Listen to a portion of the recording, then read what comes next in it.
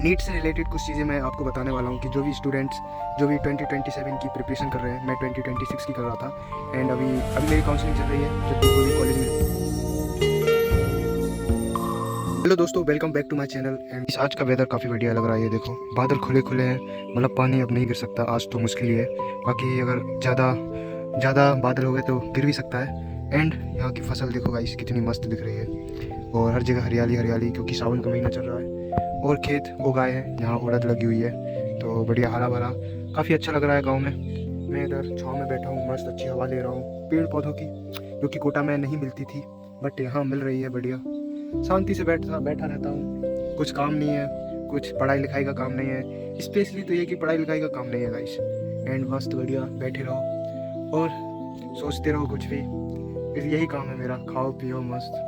And कहीं जाने वाने का प्लान भी नहीं बन रहा बिकॉज पैसे भी नहीं है, पैसे ख़त्म हो गए गाइस। एंड कभी कभार पैसे आते हैं तो टाइम नहीं मिलता, एंड अभी टाइम बहुत है पर पैसा नहीं है। और अभी कुछ महीनों बाद मेरी कॉलेज स्टार्ट हो जाएगी, जैसे अभी की काउंसलिंग चल रही है नीट की।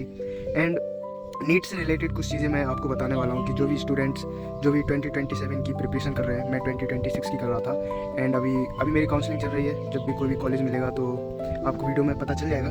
बट बहुत से फर्स्ट ईयर के स्टूडेंट्स मेरे से कमेंट में और मतलब स्पेशली इंस्टाग्राम पे रील्स में कमेंट करते थे, डीएम भी करते थे, भैया टाइम मैनेज नहीं कर पाते हैं और नीट की प्रिपरेशन में जो मॉक टेस्ट है उसमें नंबर कम आते हैं एंड बायोलॉजी भी अच्छे से स्ट्रॉन्ग नहीं है, तो क्या करना चाहिए।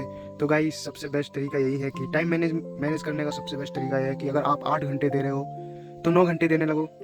देखो टाइम तो देना पड़ेगा, सारे काम छोड़ छाड़ के। अगर आप फर्स्ट ईयर के लिए 1 साल के लिए ही आए हो प्रिपरेशन करने के लिए, या घर से कर रहे हो या कोटा से कर रहे हो या कोई भी अदर सिटी से कर रहे हो, तो भाई अगर आप 8 घंटे अपनी स्टडी को दे रहे हो तो 1 घंटा और जोड़ लो, 9 घंटे हो जाएंगे, उसमें आपका थोड़ा बहुत टाइम मैनेज हो जाएगा। एंड बहुत से स्टूडेंट टाइम मैनेज के लिए भी करते हैं कि पहले फिजिक्स खोल के बैठ जाते हैं, क्योंकि किसी को बायो पसंद नहीं रहती है पर बोरिंग लगती है, तो फिजिक्स को लेके बैठ जाते हैं, घंटों घंटों लगे रहते हैं और उसमें नंबर आते हैं 100-150 नंबर। ठीक है, 150 तो मुश्किल से ही आते हैं, 120 पर भी रुक जाते हैं बहुत से स्टूडेंट। तो मेरा ओपिनियन या मेरा ये है कहना है कि भाई सबसे पहले बायोलॉजी को टाइम दो। देखो बायो में 360 आ गए, ठीक है, उसके बाद केमिस्ट्री को टाइम दो, उसमें अगर 150 आ गए तो आपके मतलब 500-600 तो आ जाए, 600 से ऊपर तो चले ही जाएंगे। ठीक है, और फिजिक्स में भी आ जाएंगे ना, 100 नंबर तो आ जाएंगे, तो फिर तो 600 से ऊपर नंबर चले ही जाएंगे आपके।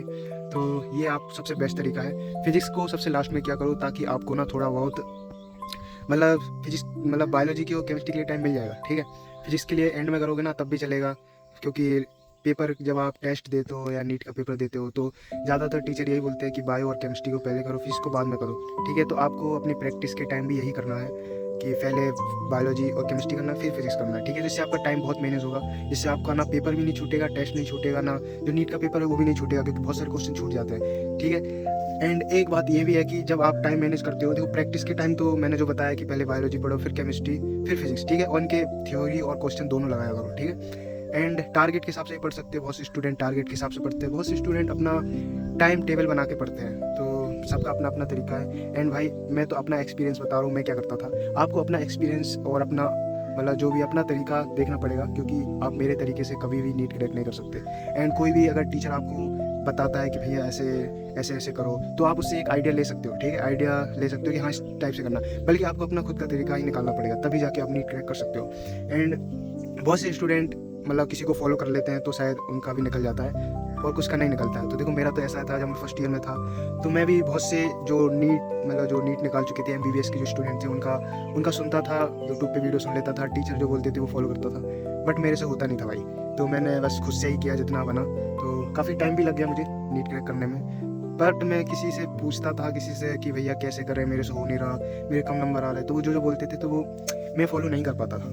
ठीक है, बट हाँ थोड़ा बहुत आइडिया मिल जाता था, क्योंकि फर्स्ट ईयर सेकंड ईयर में तो मुझे समझने में ही लग गया था कि भाई कैसे पढ़ाई करते हैं। तो अगर जो स्टूडेंट मतलब पहले से ही सीख जाते हैं कि पढ़ाई कैसे करनी पड़ती है नीट के लिए, तो उनका सबसे बढ़िया है। ठीक है, तो टाइम मैनेजमेंट का तो यही है, करो क्वेश्चन प्रैक्टिस करो, मस्त थ्योरी पढ़ो, क्लास डेली जाओ। क्लास नहीं जाओगे तो भाई मुश्किल ही है कि आपका प्रिपरेशन अच्छा होगा, क्योंकि क्लास और टेस्ट ये दोनों बहुत इंपॉर्टेंट होते हैं गाइस।